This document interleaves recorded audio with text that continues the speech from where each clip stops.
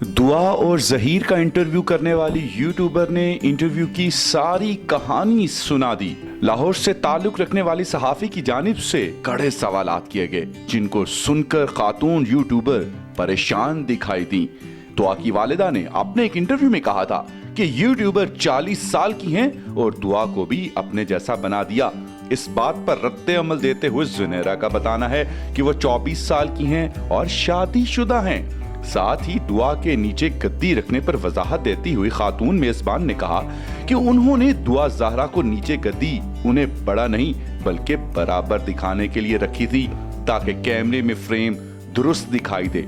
जुनैरा ने बताया कि वो बतौर सहाफी इस केस की तहकीकात शुरू से कर रही थी और उनके पास कई सबूत मौजूद हैं। वो दुआ ज़हरा और उसके शोहर जहीर अहमद के साथ बराह रास्त नहीं बल्कि पुलिस और वकला के जरिए गुफ्तगू कर रही थीं।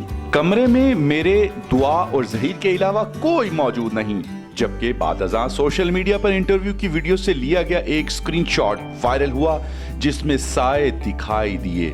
जुनैरा ने इसकी वजाहत भी पेश की कि हमारे कमरे का दरवाजा बंद था।